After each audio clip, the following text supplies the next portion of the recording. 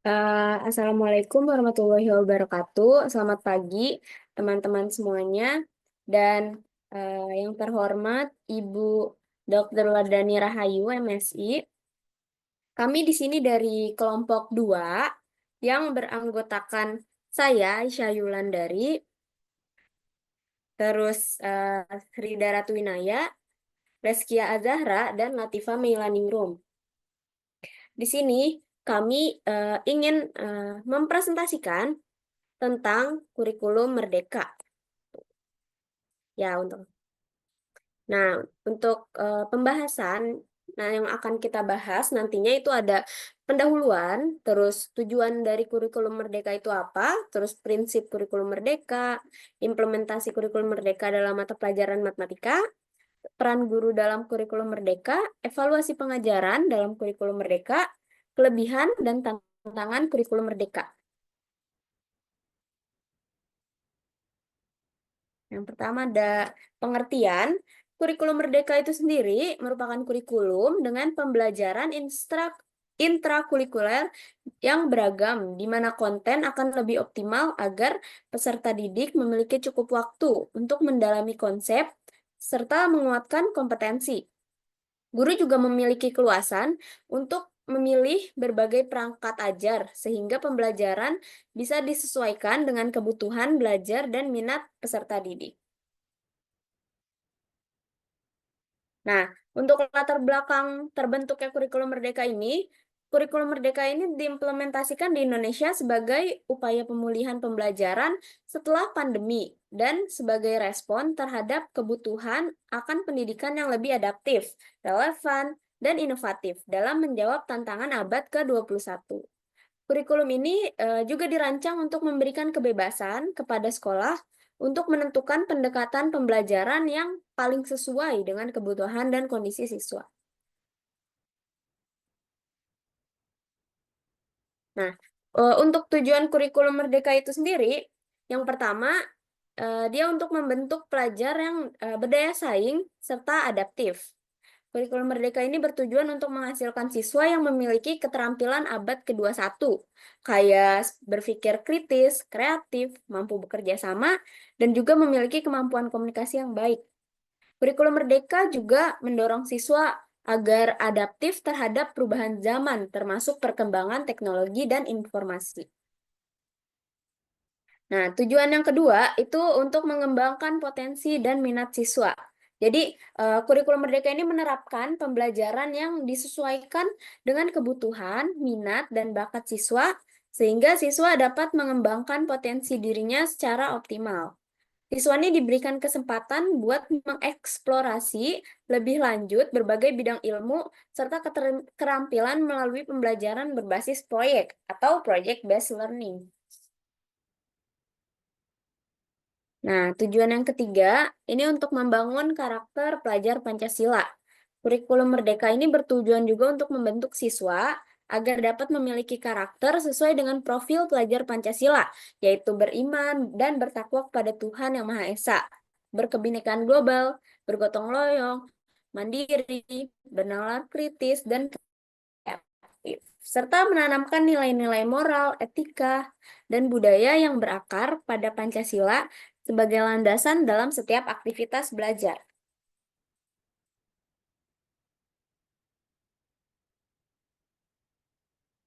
Yang keempat, mendorong kolaborasi antara siswa, guru, dan komunitas.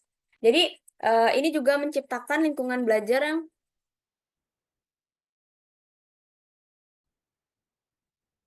kolaboratif, di mana siswa, guru, dan kegiatan pembelajaran, serta memberikan kesempatan kepada siswa untuk belajar dari lingkungan sekitar dan memecahkan masalah yang relevan dengan komunitas mereka. Kayak tadi, adanya project-based learning, gitu.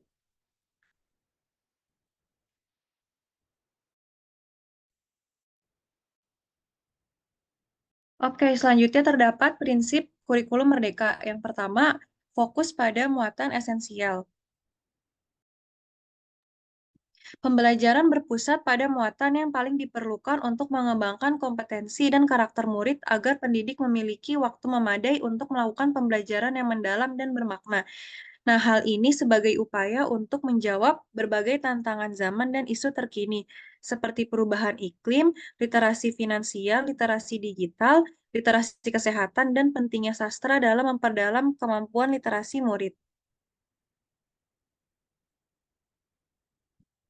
Selanjutnya yang kedua, ada pengembangan karakter. Pengembangan kompetensi spiritual, moral, sosial, dan emosional murid, baik dengan pengalokasian waktu khusus maupun secara terintegrasi dengan proses pembelajaran seperti proyek penguatan profil pelajar Pancasila atau yang bisa disebut P5. Nah, selanjutnya terdapat panduan pengembangan proyek penguatan profil pelajar Pancasila atau P5. Yang pertama itu ada menyiapkan ekosistem sekolah. Nah, di dalamnya itu terdapat membangun budaya satuan pendidikan yang mendukung penerapan proyek penguatan profil pelajar Pancasila, lalu memahami peran peserta didik, pendidik, dan lingkungan serta satuan pendidikan dalam pelaksanaan proyek penguatan profil Pancasila. Lalu yang terakhir ada mendorong penguatan kapasitas pendidik dalam pelaksanaan proyek penguatan profil pelajar Pancasila. Nah, panduan yang kedua, mendesain proyek penguatan profil pelajar Pancasila. Nah, di dalamnya itu terdapat alur perencanaan proyek, lalu ada alokasi waktu dan dimensinya, kemudian membentuk tim fasilitator proyek, lalu mengidentifikasi tahapan kesiapan satuan pendidikan dalam menjalankan proyek. Kemudian menentukan tema proyek, penyusun modul proyek, dan menentukan sub-elemen atau tujuan proyek. Dan yang terakhir merancang topik, alur aktivitas, dan asesmen proyek.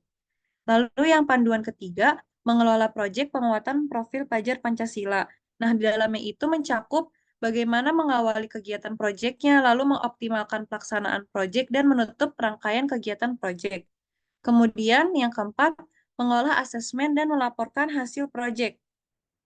Nah, di dalamnya itu seperti menyusun rapor proyek dari P5, kegiatan P5. Selanjutnya, ada evaluasi dan tindak lanjut proyek penguatan profil Pancasila. Nah, di dalamnya itu ada evaluasi implementasi proyeknya, lalu ada contoh alat dan metode evaluasi implementasi proyek, dan yang terakhir, bagaimana peran pengawas satuan pendidikan dalam evaluasi proyek tersebut. Boleh di next, Rida. Yang selanjutnya ada fleksibel. Jadi pembelajaran dapat disesuaikan dengan kebutuhan pengembangan kompetensi murid, karakteristik satuan pendidikan, dan konteks lingkungan sosial budaya setempat.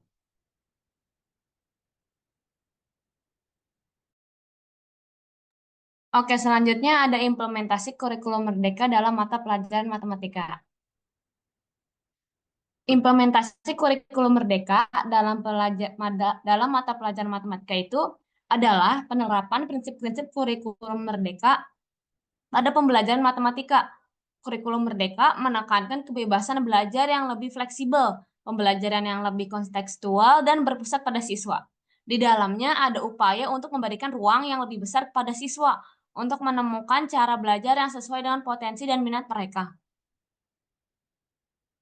Nah, di sini ada contoh implementasi kurikulum merdeka dalam pembelajaran matematika. Yang pertama ada metode eksploratif. Siswa ini didorong untuk menemukan konsep matematika sendiri melalui eksplorasi, percobaan, atau pengamatan. Guru tidak langsung memberikan rumus atau jawaban, tetapi memfasilitasi proses penemuan. Nah, contoh dari metode eksploratif ini itu eksplorasi konsep luas bangun datar. Guru memberikan berbagai bentuk bangun datar seperti persegi, persegi panjang, dan segitiga dalam bentuk kertas karton. Nah, selanjutnya siswa diminta untuk mengukur sisi-sisi bangun tersebut dan mencoba menghitung luas dengan berbagai cara yang mereka pikirkan sendiri. Misalnya, dengan membagi bangun tersebut menjadi bagian-bagian yang lebih kecil. Nah, setelah eksplorasi, siswa berdiskusi dan menarik kesimpulan tentang cara menghitung luas bangun datar dengan bimbingan guru jika diperlukan. Nah, dengan cara ini, siswa terlibat aktif dalam proses pembelajaran dan menemukan konsep melalui pengalaman langsung. Nah, yang kedua ada pembelajaran berbasis proyek. Pembelajaran berbasis proyek ini menekankan pada penggunaan matematika dalam menyelesaikan masalah nyata. yang relevan dengan kehidupan sehari-hari. Misalnya, kita ada proyek menghitung anggaran untuk kegiatan sekolah. Nah, siswa ini diberi tugas untuk membuat anggaran sederhana untuk acara kelas seperti kegiatan perpisahan atau kunjungan belajar. Nah, mereka ini harus menghitung biaya untuk berbagai kebutuhan seperti makanan, transportasi, dan souvenir. Nah, dalam proyek ini, siswa ini akan menggunakan konsep-konsep matematika seperti penjumlahan, perkalian, dan perhitungan persen untuk menentukan total biaya dan membandingkan dengan anggaran yang tersedia. Nah, selain menghitung biaya, siswa juga diminta untuk menyajikan data mereka dalam bentuk diagram batang atau diagram lingkaran untuk memvisualisasikan pembagian biaya. Nah, proyek ini akan mengajarkan siswa cara menerapkan matematika dalam kehidupan nyata, melatih keterampilan kolaboratif, dan mengembangkan pemahaman matematis dalam konteks yang relevan. Nah, yang ketiga ini ada integrasi teknologi dalam pembelajaran matematika. Penggunaan teknologi dalam pembelajaran matematika di kurikulum Merdeka sangat penting untuk mendukung eksplorasi konsep secara visual dan interaktif. Nah, contohnya itu kita menggunakan aplikasi GeoGebra untuk memahami grafik fungsi. Nah, misalnya dalam pembelajaran fungsi kuadrat, siswa menggunakan aplikasi GeoGebra untuk membuat dan memanipulasi grafik fungsi.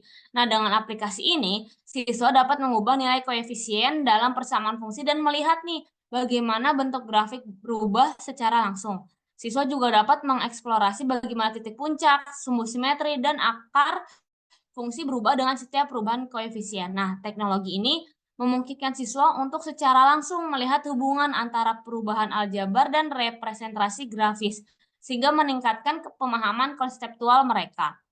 Nah, yang keempat ada matematika dengan game edukasi. Penggunaan aplikasi game edukasi matematika juga bisa menjadi metode yang menarik dalam pembelajaran matematika di kurikulum Merdeka. Nah, contohnya ini menggunakan Kahoot atau Quizzes untuk latihan matematika. Nah, guru ini bisa membuat kuis matematika dengan Quizzes dengan soal-soal yang interaktif dan menantang.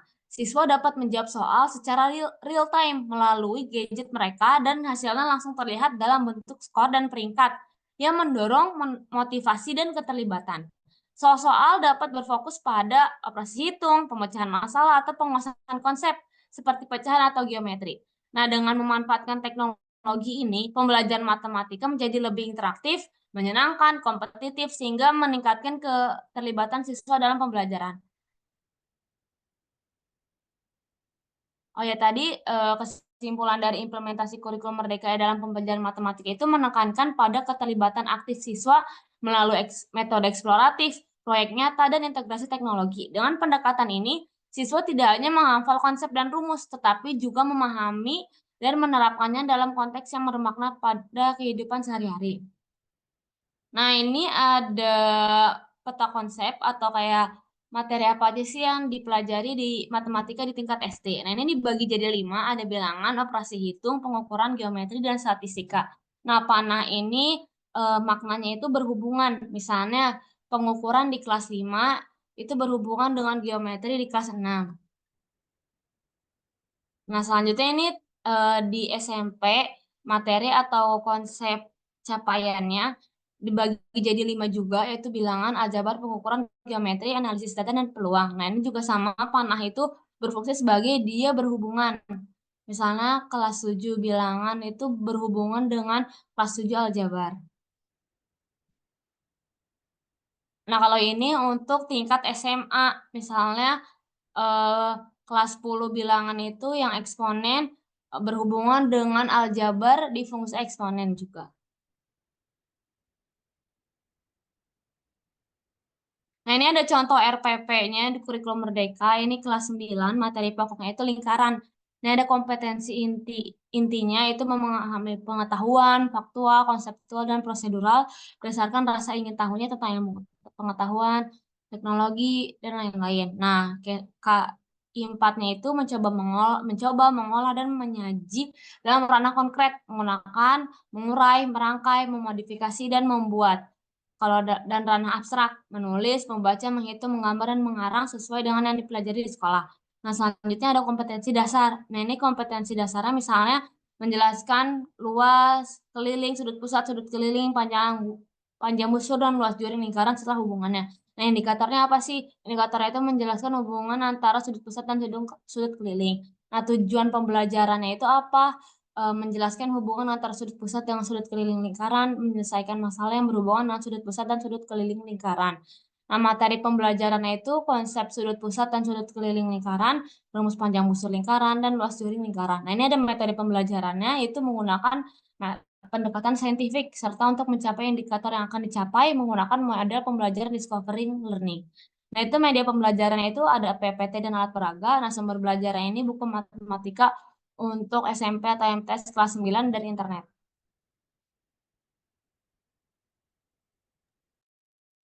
Oke, selanjutnya ada peran. Mela, maaf, ini aku. Oke, selanjutnya ada peran guru dalam kurikulum Merdeka. Yang pertama, menggali potensi siswa. Jadi di sini guru memiliki peran kunci dalam mengidentifikasi potensi, minat, dan kebutuhan belajar setiap siswa. Dengan pendekatan kurikulum Merdeka, guru dapat mendesain pembelajaran yang mengakomodasi keberagaman siswa, sehingga setiap siswa dapat berkembang secara optimal. Yang kedua, merancang pembelajaran terpersonalisasi. Nah, kurikulum Merdeka mendorong guru untuk merancang pembelajaran yang lebih terpersonalisasi sehingga guru dapat memilih metode, materi, dan pendekatan yang paling cocok untuk setiap kelompok atau bahkan siswa secara individu. Lalu yang ketiga, mengembangkan pembelajaran aktif. Peran guru selain memberikan informasi, tetapi juga membantu siswa dalam memahami konsep melalui pembelajaran aktif. Nah, hal tersebut itu misalnya melibatkan siswa dalam diskusi, proyek, eksperimen, dan aktivitas praktis lainnya. Lalu, yang keempat, mendorong kreativitas dan inovasi. Jadi di sini guru harus memberikan siswa kesempatan untuk berpikir kritis dan berkreasi. Nah, guru juga membantu mereka mengembangkan kemampuan berpikir yang lebih tinggi. Lalu yang kelima, memperkuat karakter dan etika. Jadi selain aspek akademis yang ditekankan, nah guru juga harus bisa membangun karakter dan etika siswa, di mana kurikulum Merdeka menekankan pembentukan nilai-nilai moral dan etika yang kuat melalui interaksi dan contoh yang ditunjukkan oleh guru. Lalu yang keenam, menghubungkan pembelajaran dengan konteks lokal. Nah, kurikulum Merdeka sendiri memberikan kesempatan kepada guru untuk mengaitkan pembelajaran dengan realitas dan kearifan lokal. Nah, hal ini membantu siswa untuk lebih memahami dan menghargai budaya serta lingkungan di sekitarnya. Lalu yang terakhir, mengembangkan kemandirian siswa. Jadi dalam kurikulum Merdeka, guru membantu siswa untuk belajar secara mandiri, mengatur waktu, dan mengelola sumber daya pembelajaran.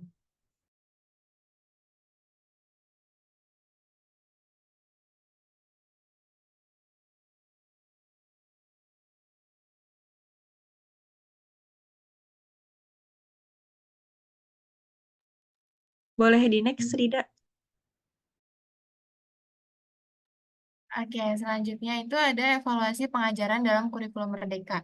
Ini berkaitan dengan tadi tujuan kurikulum Merdeka, prinsip kurikulum Merdeka, implementasi dan peran guru dalam kurikulum Merdeka itu pasti ada evaluasi pengajaran dalam kurikulum Merdeka supaya kurikulum ini tuh berjalan sesuai dengan tujuannya. Tuh. Nah, evaluasi pendidikan adalah prediksi pertumbuhan dan kemajuan peserta didik menuju tujuan atau nilai yang ditetapkan dalam kurikulum pendidikan.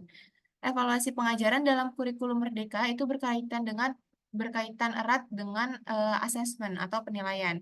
Sehingga evaluasi ini biasanya didahului oleh penilaian, didahului oleh asesmen. Nah, asesmen ini dibagi menjadi dua.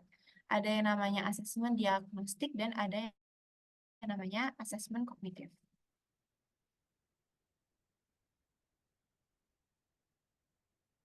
Nah, di sini perbedaan dari kurikulum 2013 ya dengan kurikulum Merdeka. Kalau di K13 itu penilaian.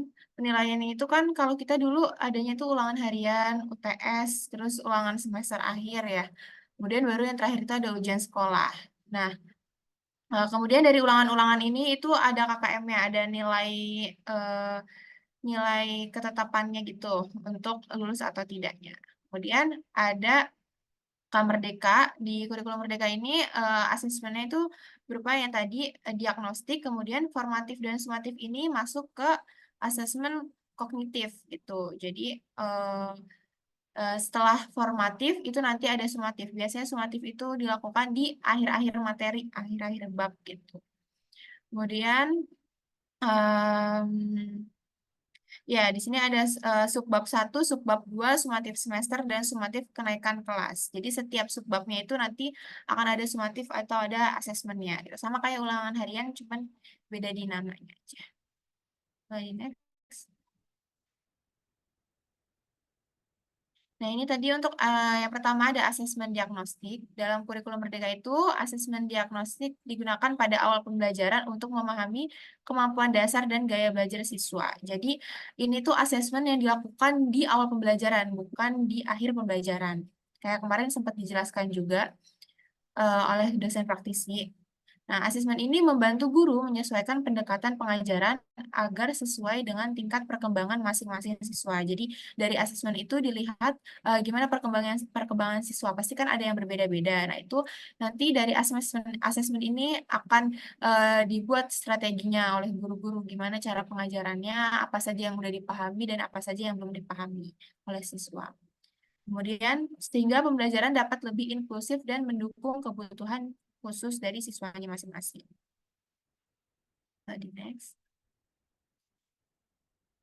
Nah, untuk asesmen kognitif, tadi kan ada evaluasi formatif dan sumatif.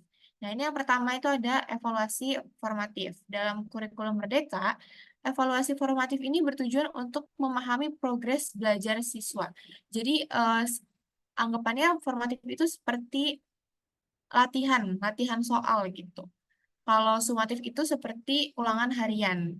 Nah, ini tujuannya ini untuk tahu seberapa progres belajar siswa selama mungkin 2 kali pertemuan atau 1 kali pertemuan gitu. Kemudian tanpa harus menggunakan ujian akhir atau penilaian sumatif. Nah, ini jadi kayak cuma latihan soal aja. Kemudian guru dapat menggunakan berbagai metode seperti observasi langsung di kelas, portofolio tugas, penilaian diri, atau penilaian antar teman. Nah, evaluasi formatif ini memberikan kebebasan bagi guru untuk menyesuaikan strategi pembelajaran berdasarkan kebutuhan siswa. Next. Nah, tadi ada formatif, sekarang ada evaluasi sumatif. Penilaian sumatif digunakan untuk menilai hasil akhir dari suatu periode pembelajaran, dari subbab pembelajarannya, gitu. Dari satu bab, dari satu materi. Seperti ujian akhir atau proyek besar. Jadi, tidak selalu paper, tidak selalu soal-soal, tapi bisa juga dalam proyek, sesuai dengan materinya. Dalam kurikulum Merdeka, penilaian sumatif juga dapat dilakukan dengan cara yang lebih variatif seperti proyek berbasis masalah atau problem-based learning, penilaian berbasis kompetensi, pembuatan karya nyata yang relevan dengan materi yang dipelajari. Hasil dari penilaian sumatif ini membantu guru dan sekolah dalam mengukur pencapaian kompetensi siswa pada akhir satuan waktu tertentu, misalkan semester, tahun ajaran, atau topik pembelajaran. Boleh di next. Nah, kemudian evaluasi dari pengajaran dalam kurikulum Merdeka itu juga melibatkan orang tua dalam evaluasinya. Kurikulum Merdeka juga mengajak orang tua untuk berpartisipasi dalam proses evaluasi melalui komunikasi yang lebih terbuka. Orang tua diajak untuk ikut serta dalam memahami perkembangan belajar anak mereka sehingga dapat memberikan dukungan yang lebih baik di rumah. Biasanya kalau dalam tingkat SD itu karena suka ada rapat orang tua gitu. Itu fungsinya untuk berkomunikasi antara gurunya dengan orang tua gimana cara pembelajaran anaknya itu supaya lebih efektif gitu maupun itu di rumah. Kemudian ada refleksi guru. Guru juga perlu melakukan refleksi atas metode pengajaran mereka dan evaluasi apakah pendekatan yang digunakan sudah efektif dalam meningkatkan pemahaman dan keterlibatan siswa atau belum.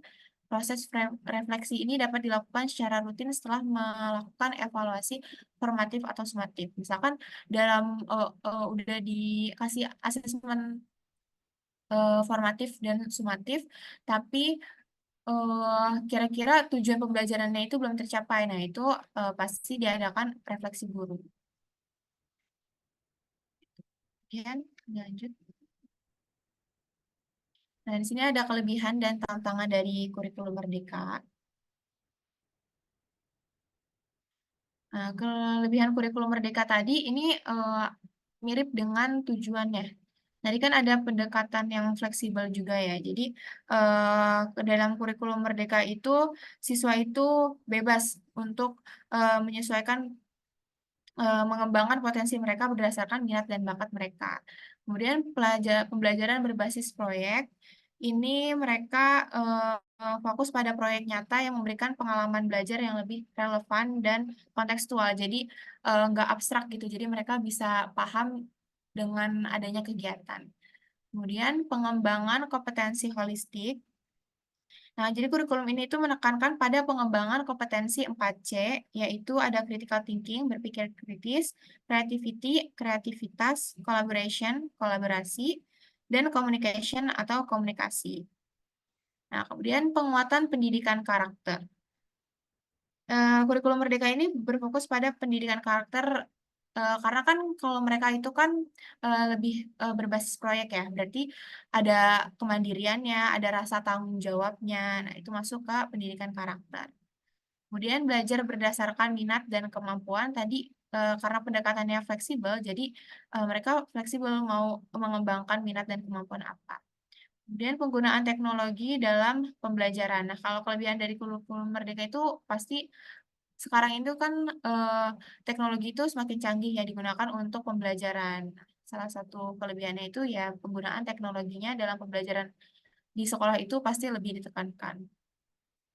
Dan boleh lanjut. Nah, di sini ada tantangannya. Tantangannya itu adalah kemampuan guru dalam implementasi. Karena kan tidak semua guru itu siap ya menghadapi perubahan dari kurikulum Merdeka. Jadi mungkin beberapa guru perlu adaptasi yang lebih gitu. Atau mungkin kan ada guru-guru yang istilahnya bukan guru muda yang perlu belajar lagi gitu. Jadi kemampuan guru dalam implementasi ini menjadi tantangan di kurikulum Merdeka. Tidak semua guru bisa secepat itu beradaptasi dengan perubahan kurikulum. Kemudian kesiapan infrastruktur seperti akses teknologi, fasilitas pembelajaran yang mendukung, atau alat evaluasi berbasis kompetensi. Ini berhubungan dengan sekolahnya. Mungkin dalam sekolahnya akses teknologinya susah, kemudian fasilitasnya juga belum selengkap belum merata gitu di setiap sekolah. Kemudian kesulitan dalam evaluasi berbasis kompetensi. Nah, ini kan evaluasi yang tidak hanya mengukur kemampuan kognitif, tapi juga aspek non-kognitif seperti keterampilan sosial dan emosional ya. Nah, itu juga diperlukan dan itu menjadi kesulitan dalam kurikulum Merdeka. Kemudian pengembangan kurikulum lokal, waktu dan beban kerja guru karena eh, mungkin karena adaptasi yang cukup banyak gitu ya dari perubahan kurikulum Merdeka, jadi waktu dan beban kerja guru itu semakin besar karena kita harus mengetahui gimana strateginya supaya anak-anak ini tuh bisa mengikuti kurikulum Merdeka, bisa mencapai tujuan dari kurikulum Merdekanya. Kemudian ketimpangan akses pendidikan ini sama kayak infrastruktur tadi. Kemudian partisipasi dari orang tua, karena kan nggak semua orang tua itu di rumah. Mungkin aja ada orang tua yang banyak, bahkan orang tua yang kerja dan kurang partisipasinya gitu di rumah. Oke. Hmm.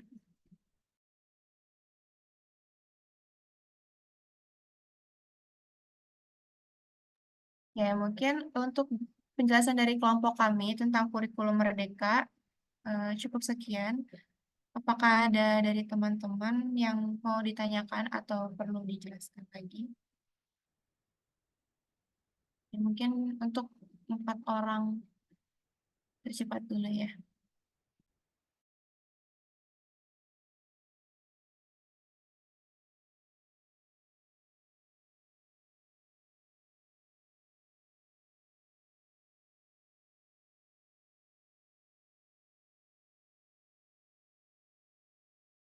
Boleh Siti Fatimah Zahra, pertanyaannya apa? Oke, nama saya Siti Fatimah Zahra dengan NIM 13016222062. Nah, tadi kan sebelumnya kelompok sudah menjelaskan bahwa kurikulum Merdeka memberikan kebebasan kepada guru dan siswa untuk menyesuaikan proses pembelajaran. Nah, pertanyaannya bagaimana kurikulum Merdeka menangani tantangan untuk tetap mempertahankan standar kompetensi nasional matematika, sedangkan kurikulum Merdeka memberikan kebebasan kepada guru dan siswa untuk menyesuaikan proses pembelajaran. Terima kasih. Oke, terima kasih kembali. Boleh Dinda Riani selanjutnya. Terima kasih atas kesempatannya. Perkenalkan, saya Dinda Dani Putri dengan NIM 130162. Indonesia itu kan punya standar kebutuhan pendidikan nasionalnya sendiri. Nah, menurut kelompok, apakah kurikulum Merdeka itu sudah memenuhi standar tersebut? Nah, jika iya tuh, apa alasannya? Terima kasih.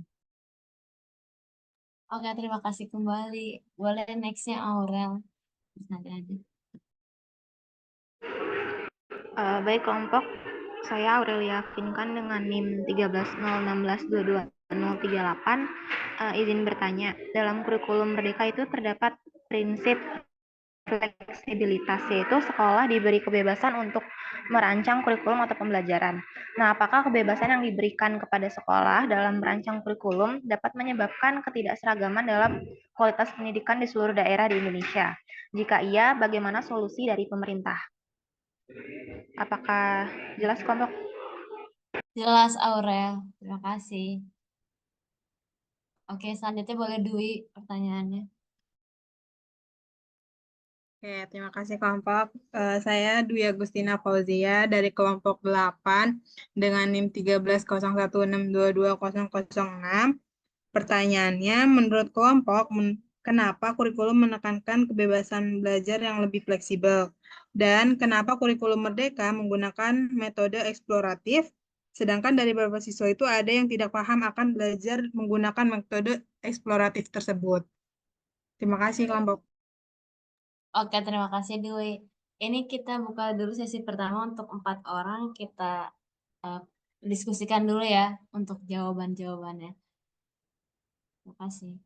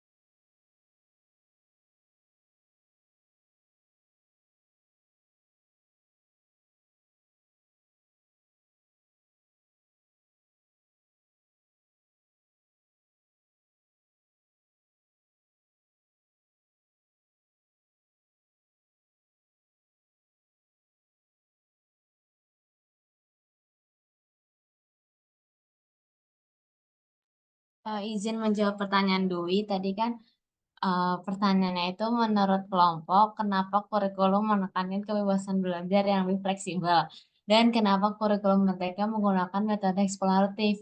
Sedangkan dari beberapa siswa ada yang tidak paham akan belajar menggunakan metode eksploratif. Nah, kurikulum merdeka ini menekankan pembelajaran yang lebih fleksibel. Salah satu alasannya itu untuk menyesuaikan perkembangan zaman, tuntutan kerja yang semakin dinamis, dan penyesuaian kebutuhan individu. Karena setiap siswa memiliki minat, bakat, dan cara belajar yang berbeda-beda. Dengan memberikan cara belajar yang lebih fleksibel, siswa dapat menyesuaikan cara belajar sesuai dengan prosesnya mereka masing-masing. Nah, selanjutnya itu kenapa kurikulum merdeka menggunakan metode eksploratif? Karena metode eksploratif ini mendorong siswa untuk berpikir kritis, mencari solusi dengan kreatif, belajar secara mandiri, dan penting bagi siswa memiliki skill abad 21 atau yaitu memecahkan masalah, berpikir kritis, dan beradaptasi. Dengan metode eksploratif akan melatih skill itu semua. Tapi kan tidak semua siswa paham menggunakan metode pembelajaran eksploratif. Ada beberapa alasan nih mengapa tidak semua siswa bisa dengan cepat paham pembelajaran dengan metode eksploratif. Yang pertama, belum terbiasa dengan pola belajar mandiri. Kurangnya pemahaman dasar, perbedaan gaya belajar.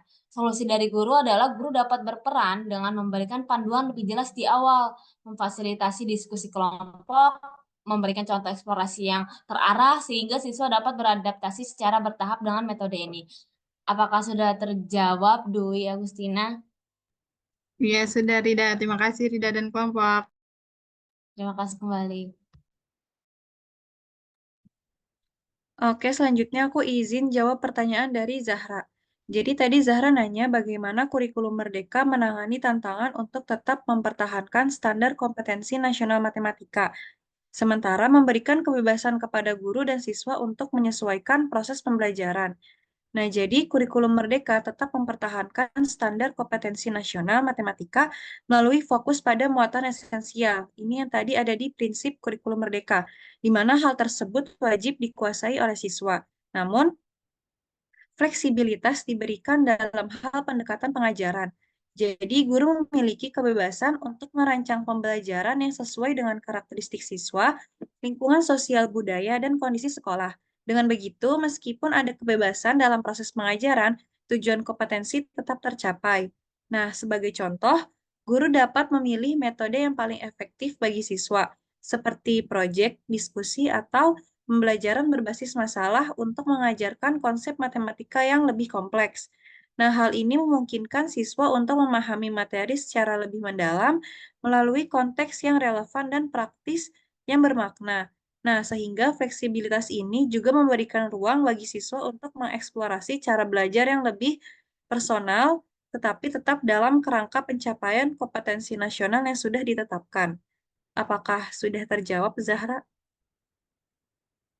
Sudah terjawab. Terima kasih Reski dan kelompok. Iya, sama-sama.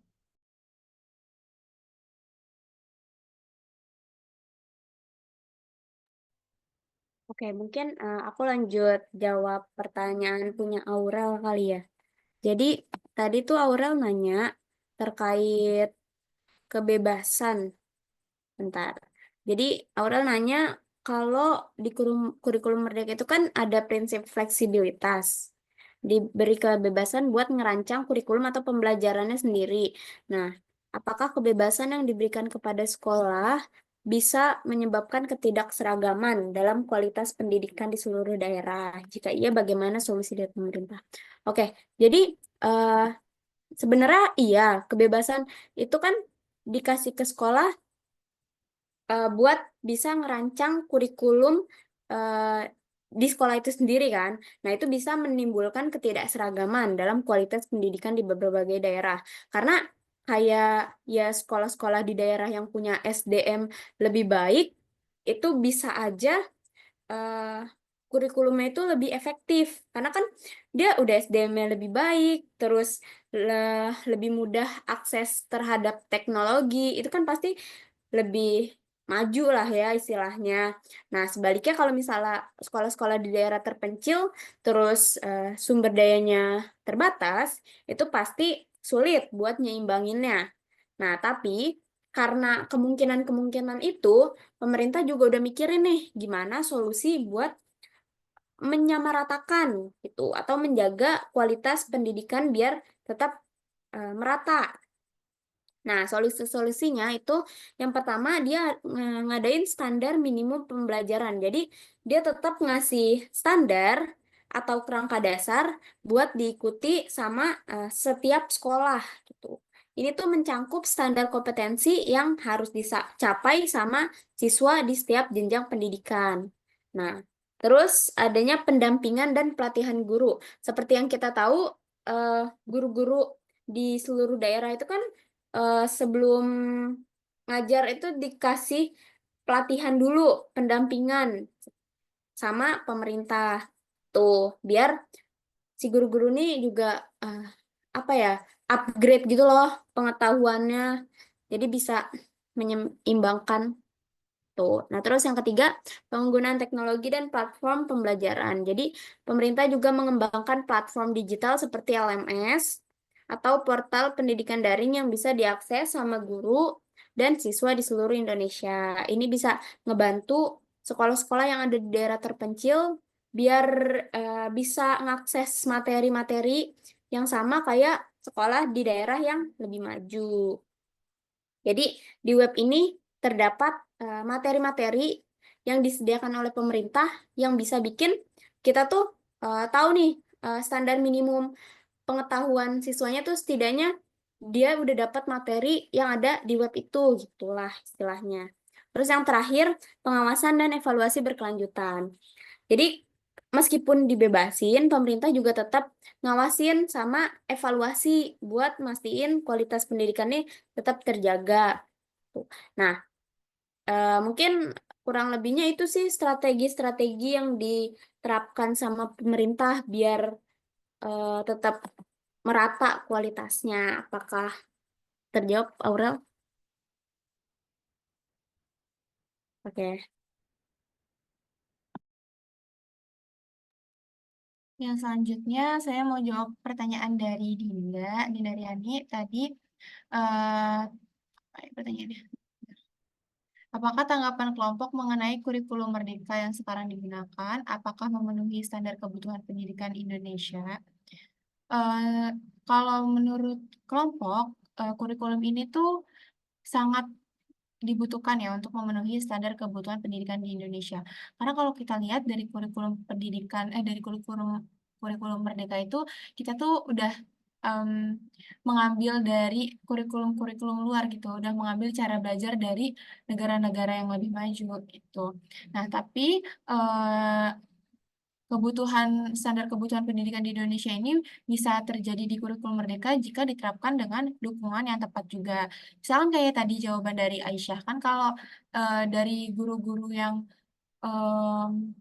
masih kurang wawasannya itu kan pasti nanti ada dari pemerintah, ada sosialisasinya atau seperti apa. Nah, itu salah satu dukungan yang diberikan dari pemerintah gunanya itu ya untuk menjalankan kurikulum Merdeka ini supaya sesuai dengan kebutuhan pendidikan Indonesia. Kemudian, kenapa kurikulum Merdeka ini bisa membantu memenuhi standar kebutuhan pendidikan di Indonesia? Karena kan tadi kurikulum ini kan lebih adaptif ya, berfokus pada perkembangan keterampilan seperti kreativitas, kolaborasi, berpikir kritis, kemampuan memecahkan masalah. Karena kan tadi juga biasanya itu kita berbasis proyek gitu. Nah, hal ini penting karena kita membantu siswa untuk berpikir lebih maju, lebih mandiri gitu. Sehingga mereka itu bisa untuk menghadapi tantangan global. Jadi mereka tuh nggak yang terus-terusan dikasih materi sama guru aja, tapi mereka juga memecahkan masalahnya sendiri gitu. Sehingga mereka juga bisa nantinya untuk menghadapi tantangan tantangan global itu seperti apa. Jadi mereka bisa bersaing dari orang-orang luar gitu. Kemudian dari perkembangan teknologi yang pesat. Nah, kalau di kurikulum Merdeka ini kan kita sangat-sangat dibutuhkan teknologi. Nah, teknologi ini kan berhubungan dengan dunia ya. Maksudnya kita juga mengikuti dari dunia itu mereka apa-apa itu udah ke teknologi, apa-apa udah ke web, udah basisnya itu bukan paper lagi gitu. Nah, ini juga membantu mereka untuk perkembangan teknologi yang pesat itu sampai gitu ke mereka. Kemudian fleksibilitas dalam pembelajaran. Nah, kurikulum merdeka itu kan memberikan kebebasan kepada guru dan siswa untuk menyesuaikan materi pembelajaran dengan kebutuhan individu. Maka ini dapat mengatasi masalah kesenjangan antara siswa yang memiliki kemampuan berbeda-beda. Jadi siswa itu nggak merasa dirinya itu kalah dengan yang lain. Tapi di kurikulum merdeka ini mereka bisa benar-benar show gitu apa yang mereka mampu, apa yang mereka kurang mampu, sehingga nanti gurunya sendiri yang akan mengajarkan mereka sesuai dengan minatnya sama kemampuan mereka, tingkat kemampuan mereka gitu. Jadi menurut kelompok kami, kurikulum mereka ini sangat memenuhi standar kebutuhan pendidikan Indonesia dibandingkan dengan kurikulum sebelumnya. Itu untuk Dinda. Apakah sudah cukup? Oke, sama-sama. Mungkin karena masih ada waktu, teman-teman kita buka sesi 2 untuk pertanyaannya, tapi dibukanya hanya untuk 3 orang tercepat. Boleh raise hand ya.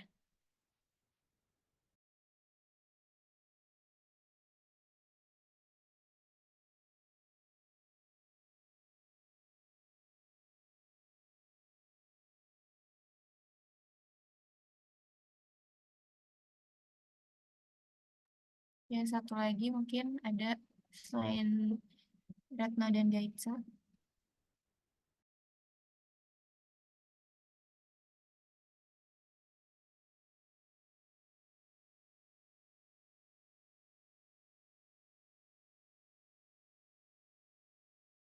Oke, mungkin bisa sambil ngasih tahu pertanyaannya dulu aja kali ya. Mungkin Retno boleh.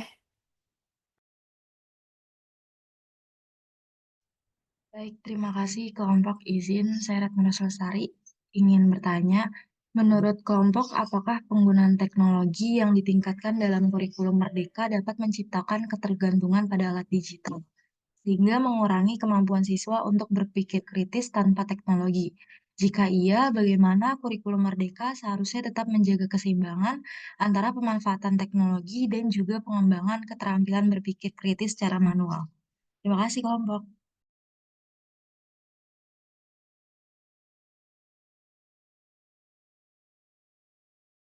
Ya, terima kasih Retno. Mungkin untuk Gaitsa boleh pertanyaannya disampaikan.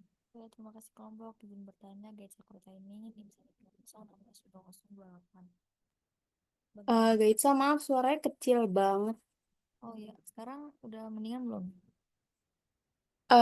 Better sih. Coba. Langsung aja deh ya. Bagaimana kurikulum Merdeka menyeimbangkan antara pembelajaran yang mengarah atau berbasis minat siswa dengan tuntutan kurikulum nasional yang harus dicapai? Terdengar nggak, kelompok? Terdengar Gaitsa. Terima Terima kasih, kasih. kelompok. Iya. Untuk pertanyaan ketiga itu dari Pamba di chat ya. Oke. Dari pencarian kalian saat membuat materi, apakah kalian melihat kurikulum Merdeka ini sebagai kurikulum yang terlalu dipaksakan? Berikan penilaian dari segi beban kerja guru dan siswa, pembelajaran berbasis minat bakat yang membuat cara pengevaluasian jadi beragam, atau ketidaksiapan guru untuk menggunakan teknologi modern dalam pekerjaan. Ya, terima kasih Pak Mbak Retna dan Gaitsa. Kami izin diskusi dulu.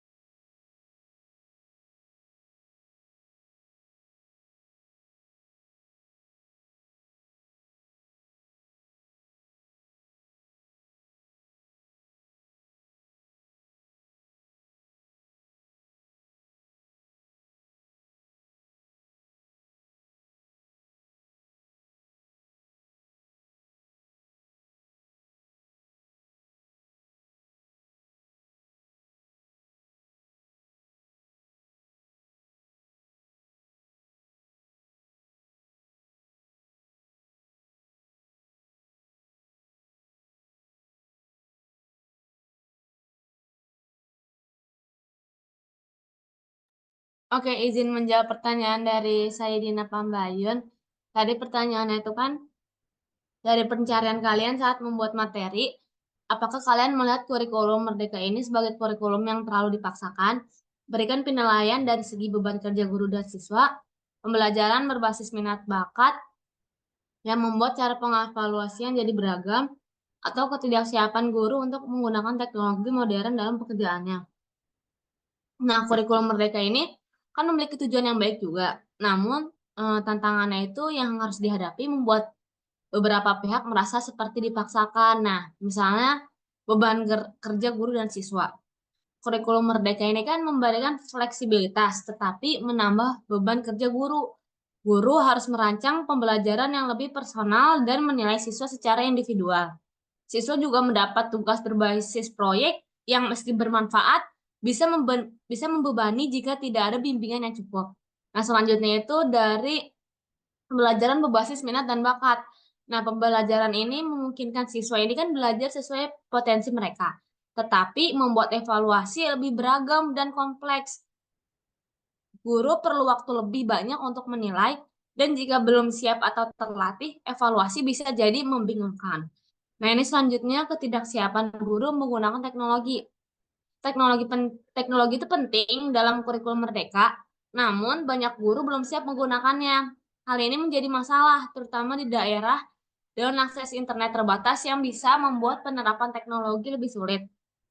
Nah, jadi kesimpulannya tuh, kurikulum Merdeka ini langkah positif, tetapi membutuhkan pelatihan guru yang baik, akses teknologi, dan pendampingan agar bisa berjalan lancar. Jika persiapan tidak matang, wajar bisa dianggap berat atau terlalu cepat diterapkan. Apakah terjawab, Said?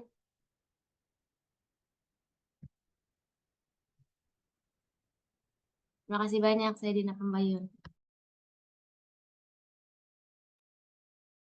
Ya, selanjutnya bantu jawab untuk pertanyaan dari Retno. Menurut kelompok, apakah penggunaan teknologi yang ditingkatkan dalam kurikulum Merdeka itu dapat menciptakan ketergantungan pada alat digital sehingga mengurangi kemampuan siswa untuk berpikir kritis tanpa teknologi? Jika iya, bagaimana kurikulum Merdeka seharusnya tetap menjaga keseimbangan antara pemanfaatan teknologi dan pengembangan keterampilan berpikir secara manual? Nah, itu benar banget. Penggunaan teknologi dalam kurikulum Merdeka itu emang memiliki potensi untuk menciptakan ketergantungan pada alat digital. Karena kayak misalkan kita pakai kalkulator, itu kan jadi kebiasaan pakai kalkulator gitu kan. Nah, itu kita harus mengimbangi dengan sesuatu gitu supaya murid-murid itu nggak ketergantungan dengan teknologi. Nah, ini ada beberapa caranya agar kurikulum Merdeka itu dapat menjaga keseimbangan antara pemanfaatan teknologi dengan cara siswa dalam berpikir kritis tanpa teknologi. Yang pertama itu membatasi penggunaan teknologi. Nah, kurikulum itu dapat mengatur waktu dan konteks penggunaan teknologi. Misalnya, teknologi hanya digunakan untuk tujuan tertentu seperti mencari informasi atau memvisualisasikan konsep abstrak. Jadi, misalkan bangun ruang gitu. Bangun ruang kan kita bisa pakai GeoGebra untuk memberitahu di mana sisinya, di mana rusuknya gitu. Jadi, tujuannya itu untuk memvisualisasikan konsep abstrak. Kemudian, sementara untuk proses berpikir dan analisis dilakukan secara mandiri tanpa alat digital. Jadi, dari visualnya kita kasih seperti ini. Nah, itu kita bisa sebagai guru bisa bertanya gitu. Menurut siswa, kalau kalau seperti ini rusuknya berapa, hitungannya berapa itu tanpa menggunakan teknologi. Kemudian mendorong proyek berbasis pemecahan masalah. Nah, ini penting banget ya karena dari sini siswa dapat diberikan proyek atau tantangan yang mengharuskan mereka untuk menggunakan keterampilan berpikir kritis tanpa mengandalkan teknologi. Karena kan kalau proyek nggak bisa pakai teknologi ya, pasti mereka juga harus berpikir. Kemudian kombinasi metode tradisional dan digital atau pendekatan blended learning.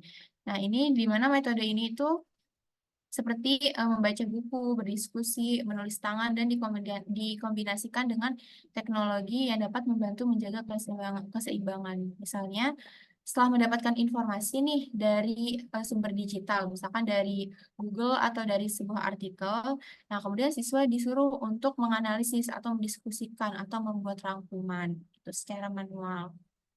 Kemudian membangun kemampuan literasi digital dan kritis. Kurikulum Merdeka dapat mengajarkan siswa bagaimana menggunakan teknologi secara bijaksana dan kritis, sehingga mereka tidak hanya menjadi pengguna teknologi pasif, tetapi juga mampu mengkritisi informasi yang mereka dapatkan dari alat digital. Ini sama sama kayak poin yang 3 tadi. Misalkan kita dapat informasi dari artikel, maka kita suruh siswanya untuk menganalisis untuk apa sih yang bisa ditanyakan dari artikel tersebut, apa yang belum mereka paham, itu salah satunya untuk siswa itu lebih berpikir kritis dan juga eh, sering berpikir gitu, tidak hanya diberi asupan dari teknologi seperti itu. Untuk Retno, mungkin ada yang mau ditanyakan lagi atau sudah cukup jelas? Sudah cukup jelas, Mei. Terima kasih. Ya, sama-sama. Oke, selanjutnya aku izin jawab pertanyaan dari Gaitsa. Jadi tadi Gaitsa nanya bagaimana kurikulum Merdeka menyeimbangkan antara pembelajaran yang mengarah atau berbasis minat siswa dengan tuntutan kurikulum nasional yang harus dicapai. Nah, jadi terdapat 5 pendekatan untuk kurikulum Merdeka dalam menyeimbangkan pembelajaran yang berbasis minat siswa dengan tuntutan kurikulum nasional. Yang pertama, fokus pada muatan esensial. Jadi, selain kurikulum Merdeka menekankan materi yang paling penting untuk dikuasai siswa, hal ini membantu memastikan bahwa semua siswa tetap mendapatkan pengetahuan dasar yang diperlukan sambil memberikan ruang untuk mengeksplorasi minat mereka. Lalu yang kedua ada fleksibilitas dalam metode pembelajaran. Jadi di sini guru memberikan kebebasan untuk memilih metode pengajaran yang sesuai dengan minat dan karakteristik setiap siswa. Nah, ini berarti siswa dapat menggunakan pendekatan yang lebih kreatif dan interaktif seperti adanya proyek, diskusi, atau pembelajaran berbasis masalah. Lalu, yang ketiga, pendidikan yang dipersonalisasi. Dengan memahami potensi dan minat siswa, guru dapat merancang pembelajaran yang lebih terpersonalisasi. Nah, misalnya, jika seorang siswa tertarik pada teknologi, guru bisa mengintegrasikan teknologi dalam pembelajaran matematika. Nah, seperti penggunaan aplikasi atau perangkat lunak yang menyelesaikan masalah matematika. Lalu, seperti yang tadi ada di prinsip kurikulum Merdeka, adanya proyek penguatan profil pelajar Pancasila atau P5.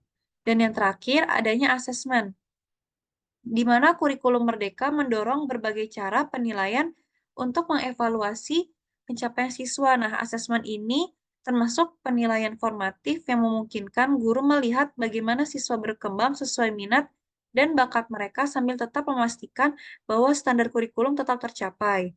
Nah, dengan 5 pendekatan ini, kurikulum Merdeka tidak hanya fokus pada pencapaian akademis, tetapi juga mengedepankan minat dan potensi siswa, lalu menjadikan pengalaman belajar lebih bermakna dan menyenangkan.